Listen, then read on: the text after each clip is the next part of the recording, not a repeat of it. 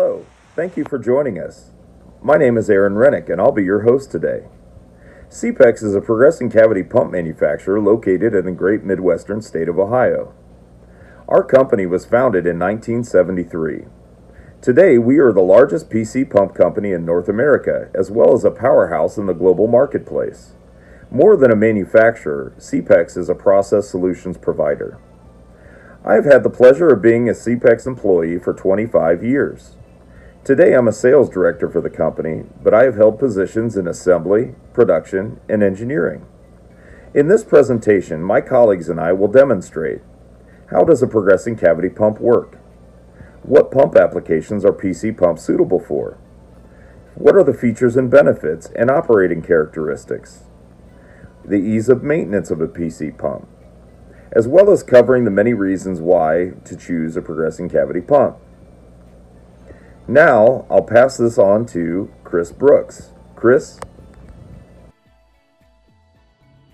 Hello, my name's Chris Brooks. I'm a territory sales manager for SEEPEX. I cover Georgia, Florida, Tennessee, North and South Carolina for the company. I've been associated with SEEPEX now for about 19 years, primarily in the sales role. I've got about 30 years experience in the pump industry overall. Today we're going to talk about progressive cavity pumps, or commonly referred to as PC pumps. A lot of good features and benefits from using a PC pump. And so we're going to talk about how they work, some of the applications you guys may see in water and wastewater, and then just some of the individual components and benefits. So what is a PC pump? How does it work? So it's a positive displacement pump.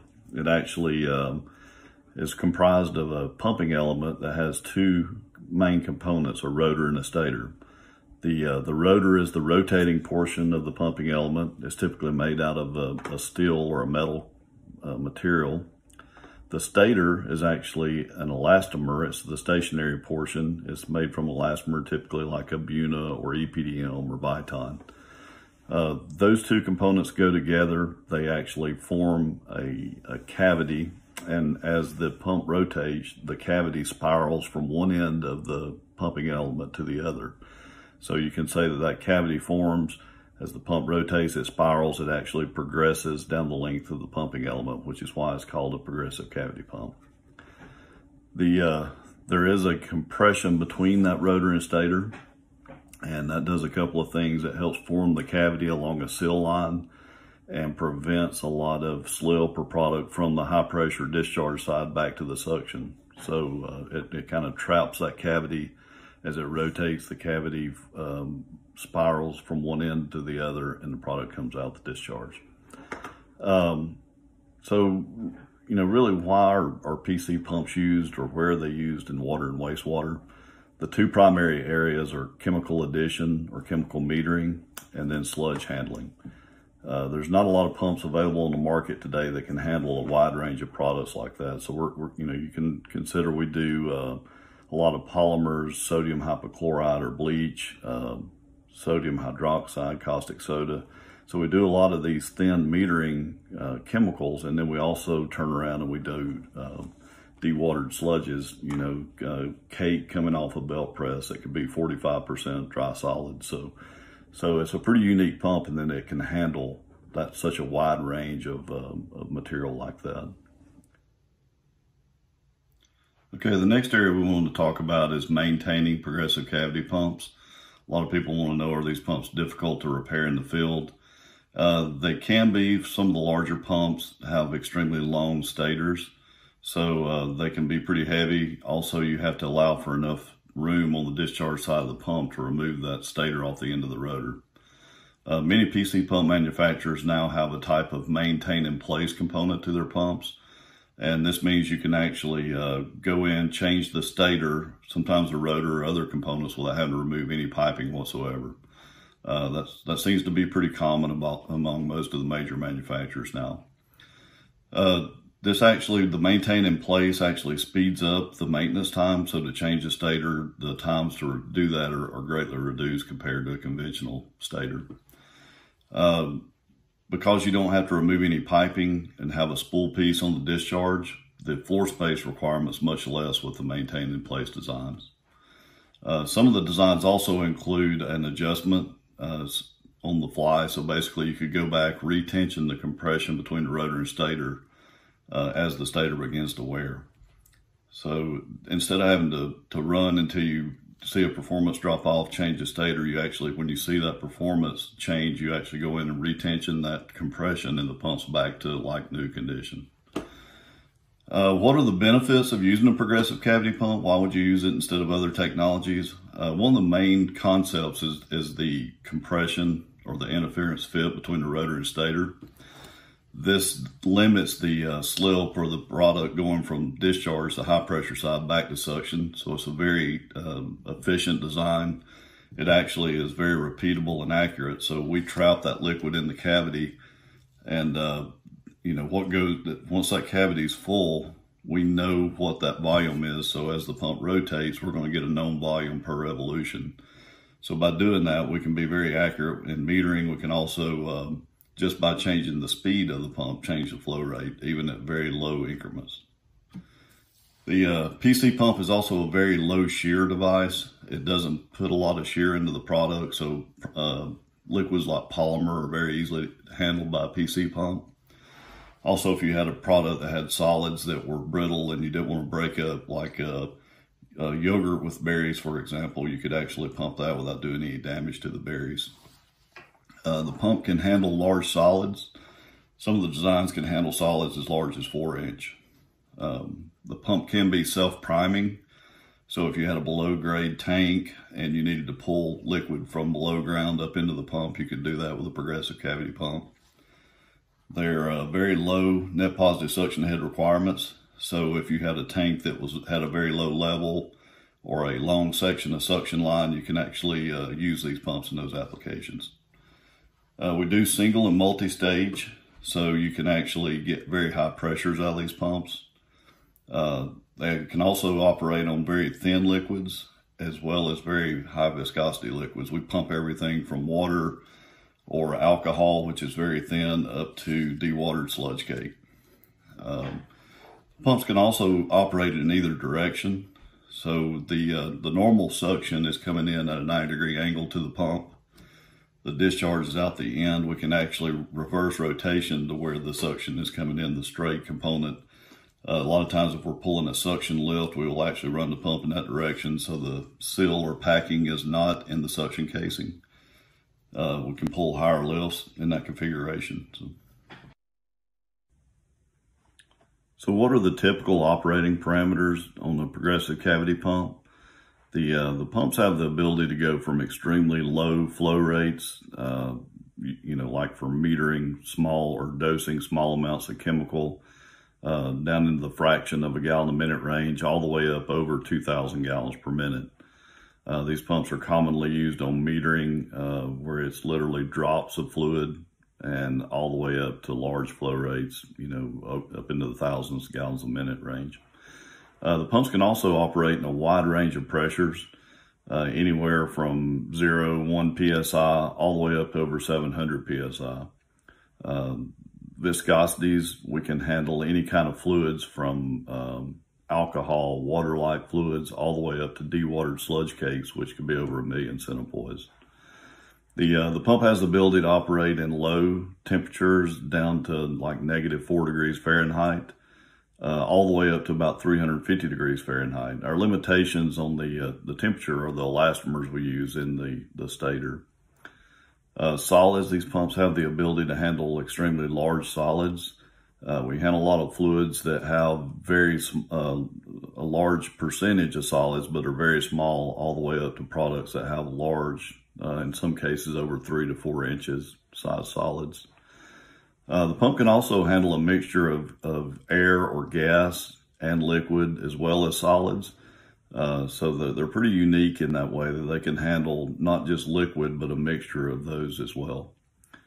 We can also handle a large percentage of solids, all the way up to about 45% dry solids, which is like a dewatered cake in the wastewater industry.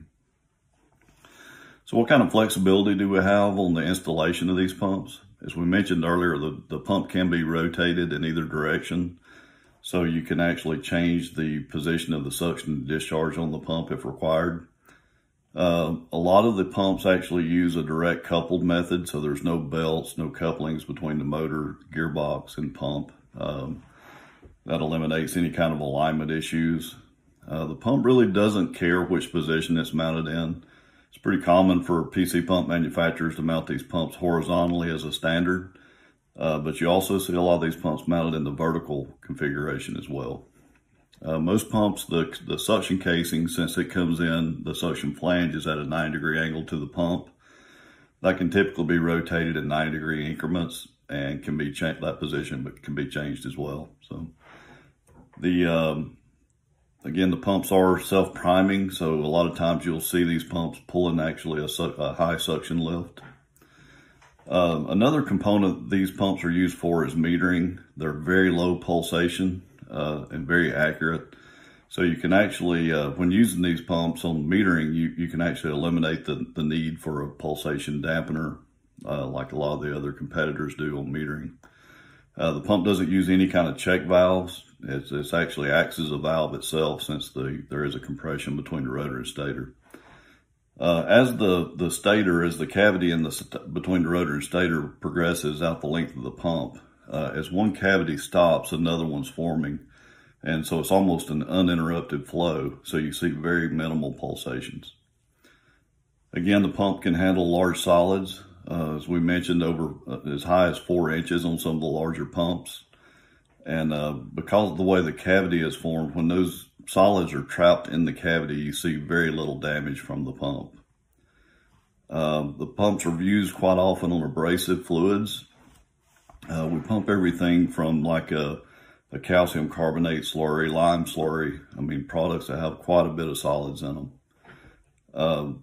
There is no restrictions once the product gets into the cavity. A lot of pumps have a check valve or some other restricted device in the pump. The PC pump doesn't have anything. Once the product enters the cavity stays the same shape from suction to discharge. We do limit speed when we're handling abrasive solids, just to try to prolong the life of the rotor and stator. And you can also, another method to reduce the abrasive wear on the pump is actually try to limit the slip. So a lot of times we'll do that by either reducing the discharge pressure on the pump or adding stages to the pump so we reduce that slip. Thank you, Chris. Not all stators and rotors are created equal. Let's take a look at stators first. Oftentimes I've had to rely on our in-house lab to create new stator compounds. The stator is the sacrificial part of a PC pump, generally wearing out 2 to 3 stators to every rotor. Buna, Viton, Theraban, natural rubber, EPDM, and urethane are some of the compounds that you'll find with PC pump companies. The reason for so many compounds is that there are a variety of operating conditions that can impact the stator, so selection is absolutely critical for success. Chemistry. Aggressive chemicals can cause an improperly selected elastomer to swell, shrink, harden, or disintegrate entirely. When dealing with aggressive chemistry, be careful to select a compatible elastomer. Temperature. High temperature will cause swelling and failure of the elastomer, stalling of the pump, or damage to electric motors from the increase in compression and resulting in high torque. For high temperature conditions, consider an even wall or even a split elastomer design that can allow for expansion. Some PC pump companies have special certifications such as FDA, 3A, even NSF for drinking water. Ask your PC pump company for options. Next, I'd like to introduce my colleague Chris Oakes, who would like to explain more about the characteristics of the progressing cavity pump. Chris? Hello, my name is Chris Oakes. I am the Applications Engineering Manager at SEEPEX and have been with the company for 7 years. The municipal market has been my primary focus during my time with the company, but I've also been involved in various other industries including food, oil and gas, mining, and general industrial applications. We would like to share some information with you regarding how PC pump works, specifically the topics of slip and intake efficiency. From there, we'll move on to discuss drivetrain components and power transmission in a PC pump. So what is slip? Slip is the reverse flow of fluid in a pump and is caused by three main factors: discharge pressure, fluid viscosity, and fit. So as discharge or differential pressure in a PC pump increases, slip also increases. As fluid viscosity increases, slip decreases. And as fit or compression between the rotor and stator is reduced due to wear, slip also increases. From the factory, the amount of compression between the rotor and stator has been optimized. So regardless of the source of slip, we must overcome slip to have positive flow. Slip can be detrimental for a couple of reasons. First, slip can cause accelerated wear to the rotor and stator for abrasive fluids. Second, slip actually shears the fluid, which could cause damage to the product. So how do we reduce, eliminate, or compensate for slip? Well, first and foremost, a proper pump selection is key. Our goal is to optimize the pump and its components to meet the application requirements. It should be noted that slip is typically not an all or nothing situation. Some slip is okay in most situations. The most basic way to compensate for slip is to increase pump speed. By increasing pump speed, we overcome the slip and achieve the desired flow. This is actually the case for most pumps that we sell, and is completely acceptable. In situations where we want to reduce the amount of slip in the pump, we often add stages. For example, a single stage pump is rated for 6 bar or approximately 90 psi. If our application requires 80 psi, the single stage is capable, but there may be more slip than desired. So by using a 2, 3, or even a 4-stage pump for this application, we can reduce and nearly eliminate the slip. Eliminating slip and adding these stages will also extend the service life of the pump. Another method for controlling slip is to adjust the compression fit between the rotor and stator. This is less common, but it is advantageous in some situations. Reducing slip allows tighter control for metering and dosing applications. So we should now discuss intake efficiency, sometimes referred to as volumetric efficiency. This is simply a measure of how well the product flows into the pump and fills the cavities. Intake efficiency is affected by fluid viscosity and the pump speed. The thicker the product, the more difficult it is for the product to flow into the pump. Likewise, the faster the pump runs, the lower the intake efficiency.